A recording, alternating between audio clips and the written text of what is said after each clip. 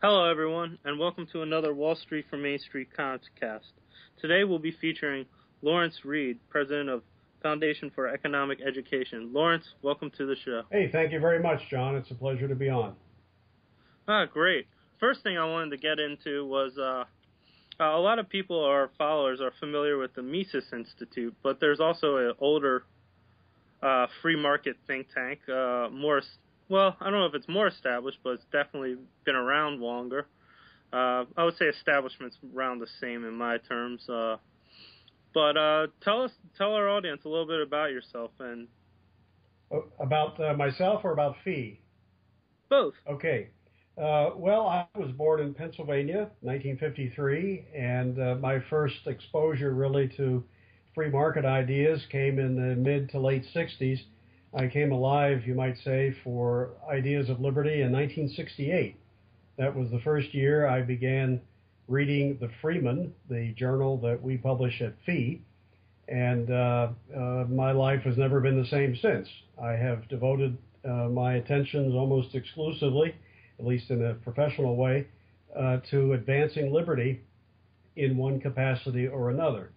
After graduating with my MA degree, I went into teaching at Northwood University in Midland, Michigan. I taught there until 1984, and in all the years since 1984, I have run think tanks. For about 3 years, I ran one in Idaho called the Center for the Study of Market Alternatives. And then after that, when I moved back to Michigan in 1987, we started the Mackinac Center for Public Policy. I was president there for 21 years. And in 2008, I took over as president of the Foundation for Economic Education. FEE has been around since 1946. It was founded in that year by Leonard Reed, R-E-A-D. He was no relation to me, but I knew him in the last 7 years of his life. A remarkable man who, after World War II, really came alive for liberty ideas and looked around and was quite alarmed that there wasn't a full-time organization devoted to explaining the principles of a free and civil society. So we started FEE in that year. And over the years, FEE, especially because for its first 10 or 20 years, it was almost alone in promoting these ideas, it really became responsible for inspiring a lot of people to become active on behalf of these ideas of liberty. Many people who are influential today within the so-called liberty movement can trace their early start, or at least some early readings or experiences, to something that FEE did, whether it be a publication or a seminar. So over the years, we've been quite influential. And when I took over in 2008, there was a real need to breathe some new life into the organization. And we have done that, I'm very proud to say. Financially, we're doing well. We're on the move. In many respects, our programs are expanding and breaking records.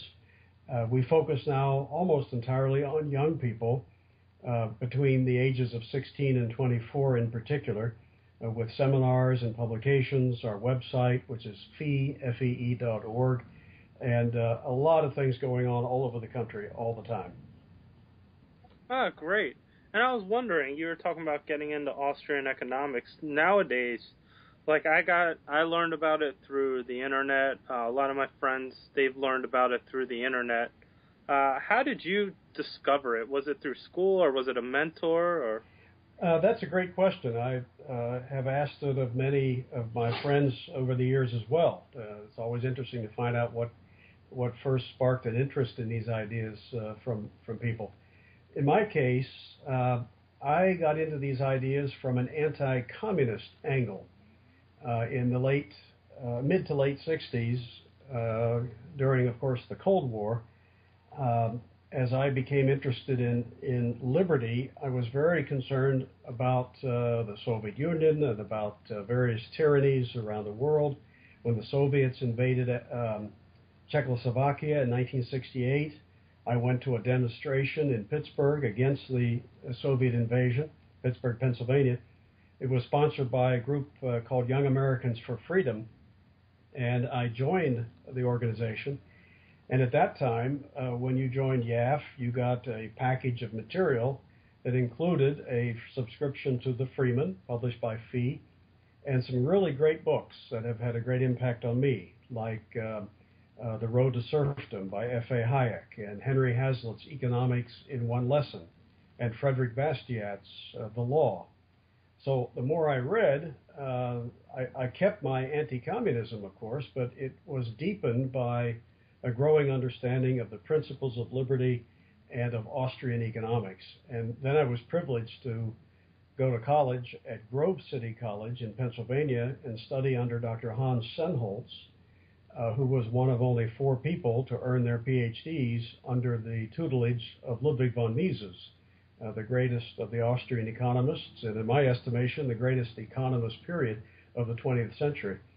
So I'm just 2 steps removed, you might say, from Ludwig von Mises, because he taught Hans Sennholz, and Hans Sennholz taught me.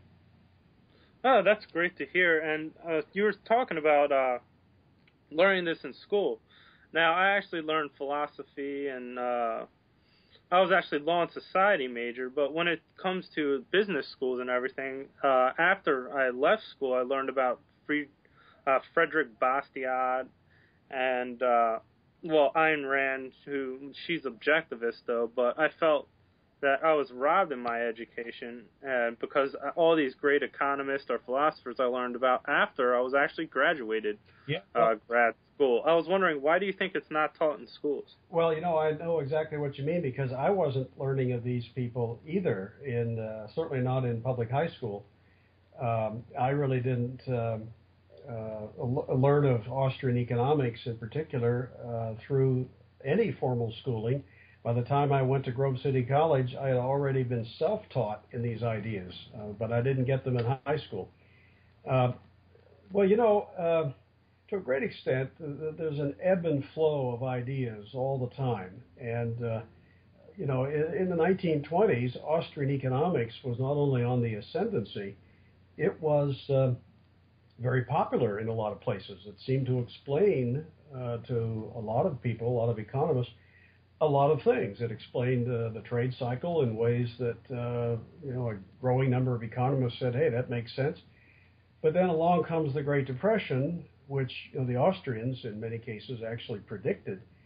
And then you have this massive response of government, and then all of a sudden the Austrian economics perspective is sort of swept aside, and the popular economics of the 1930s becomes the economics of John Maynard Keynes and others who were happy to tell the government, hey, you're doing just fine, just do more of it.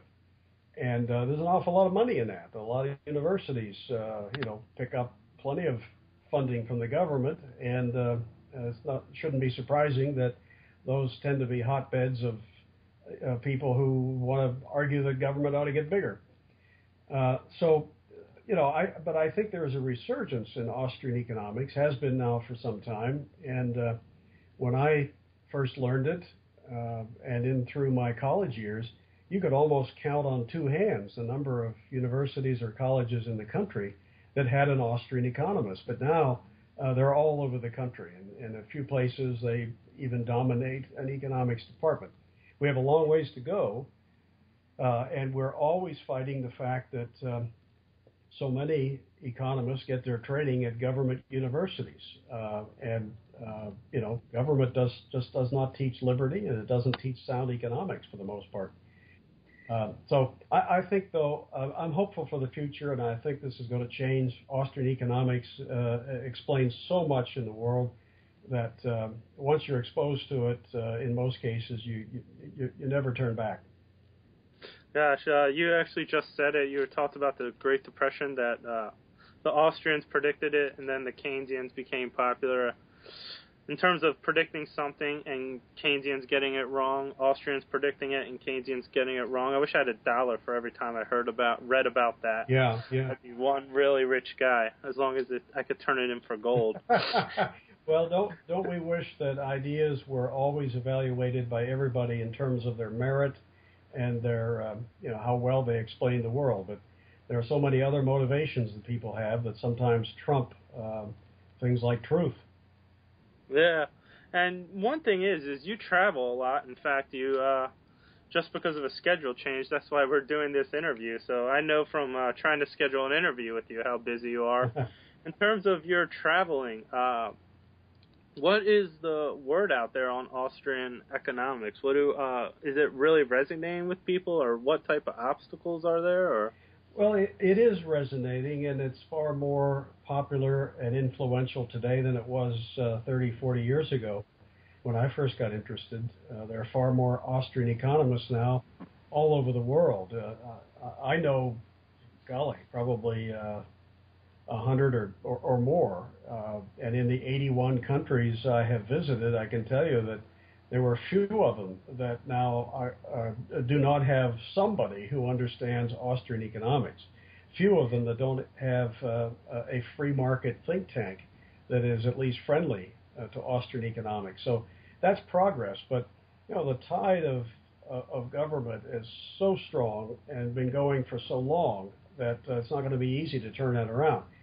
But I have to tell you that among Austrians these days, there's more enthusiasm, I think, for the progress we've made, the influence that we've had that we didn't have 30 years ago, and for the cascade of scholarly literature that we're producing. There's more enthusiasm for that than I've seen in a long time. So I'd like to think we're planting a lot of seeds that, given the right conditions, might blossom into Austrian economics once again being the dominant perspective in explaining the way the world works. yeah, I also say you also see people, at least what I'm seeing with groups for me, example, I pride myself on being right, and I actually, in order to be right on your economic predictions, to me it seems like you have to learn Austrian economics. And do you see that with the youth? They just want to know the truth, and they just want to be able to adequately prepare themselves, and that's why Austrian economics is really appealing to them? Yeah, I think there's a case to be made for that. It's certainly more so than because of its predictive value. I know what you mean when you say that Austrian economics tells you something about the future that other schools of thought may not. But we're very wary of being predictors because it's easy to stray into all kinds of pretense to knowledge and precision that just isn't there. But we can describe general conditions that develop if you follow certain general policy directions. If you print too much money, your money's going to go down, and if you in value, and you're going to generate trade cycles and so forth.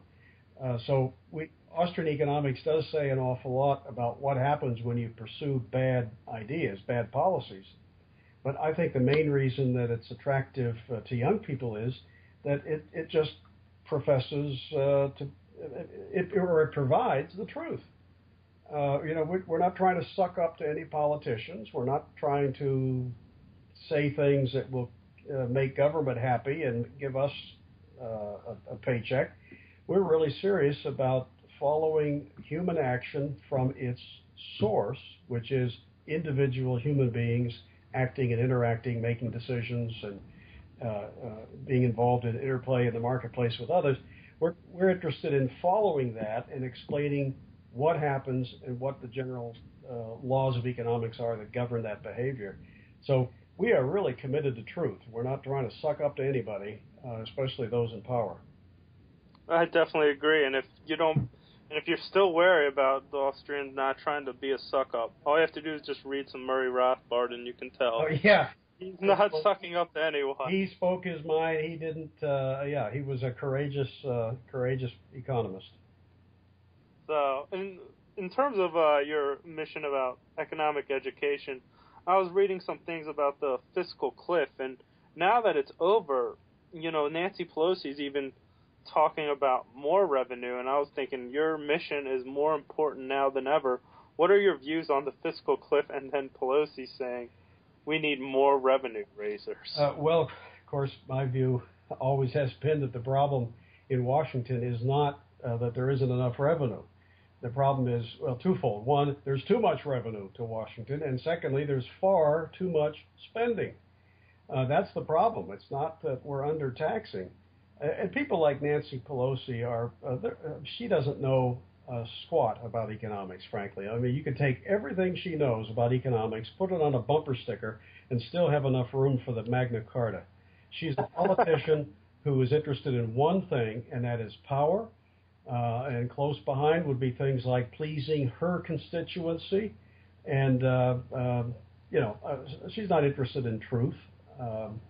And I don't think she's really all that interested in the future. I mean, how can you even profess to be interested in a secure future economically for this country when you are at the same time a champion of endless spending and deficits? I mean, anybody but a moron has to understand that those policies are not sustainable.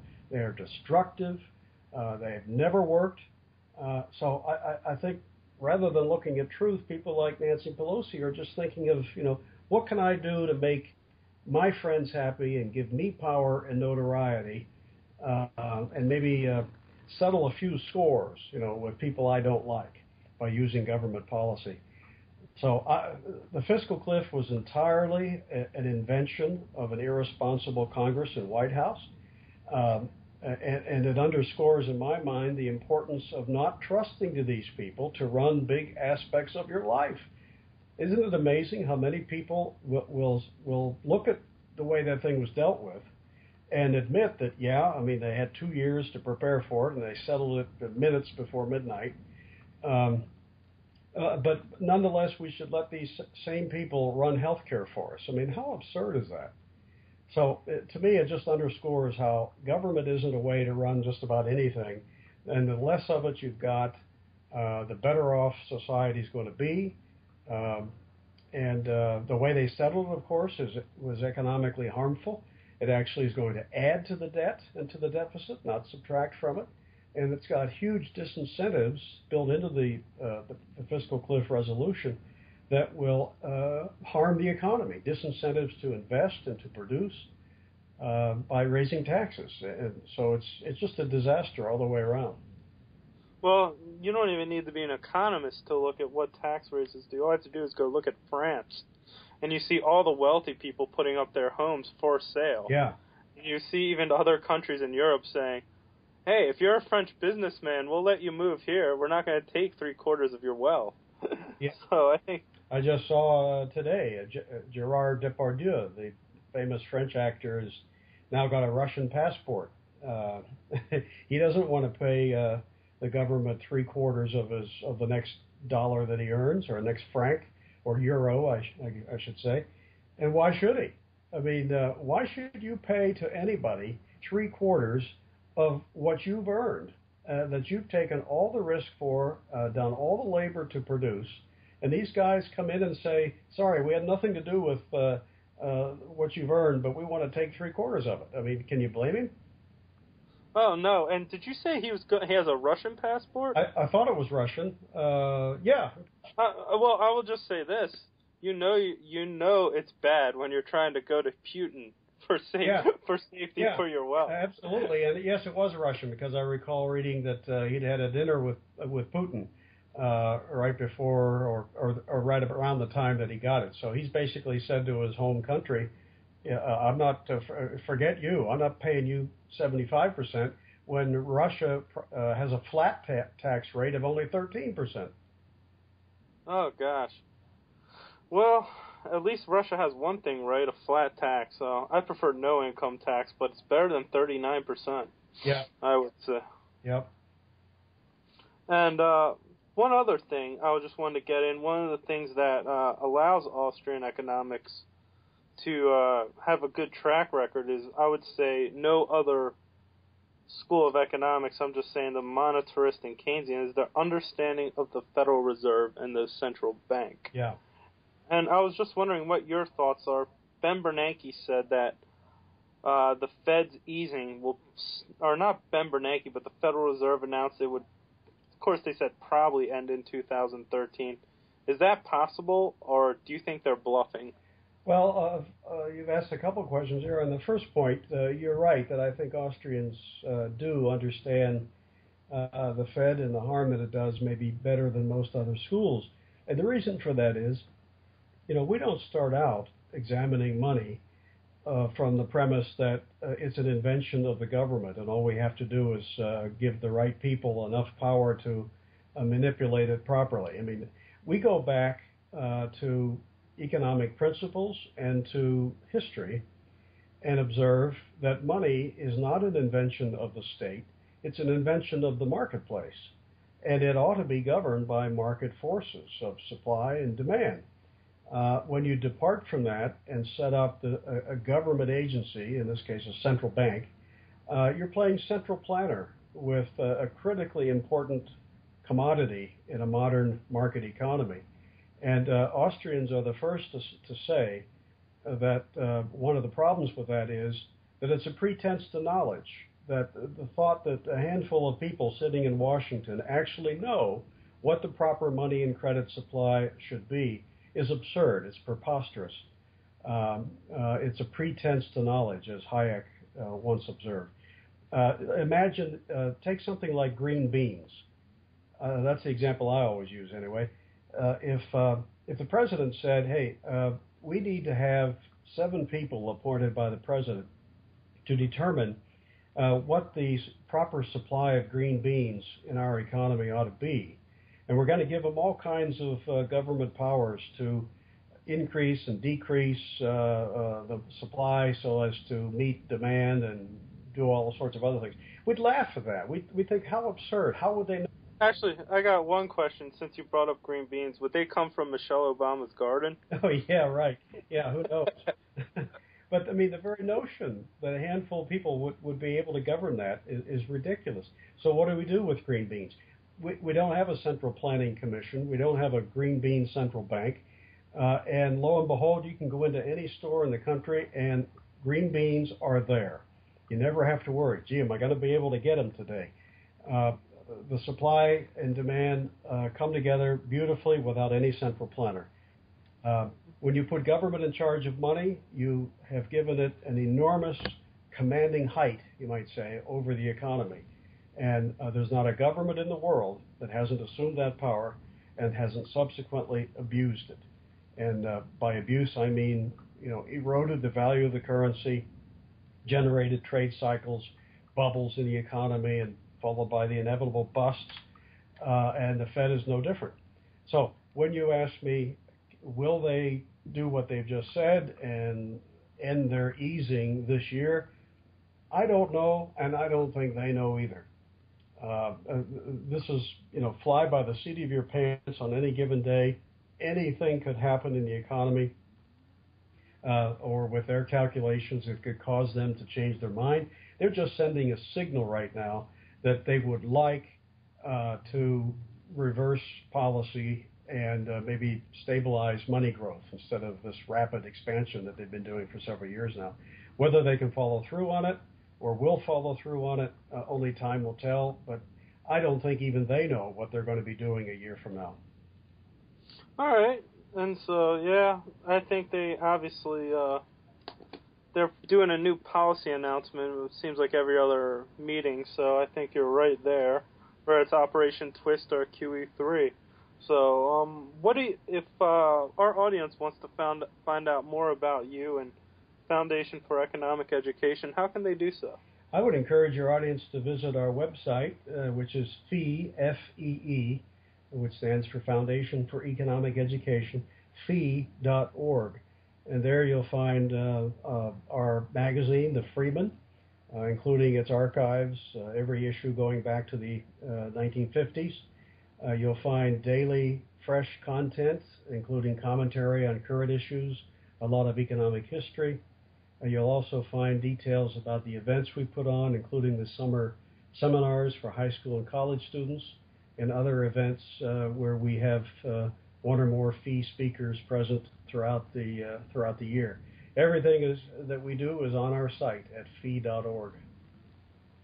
All right, great. Thanks for having on, and we look forward to having you on again in the future. My pleasure. Thank you very much, John. All right.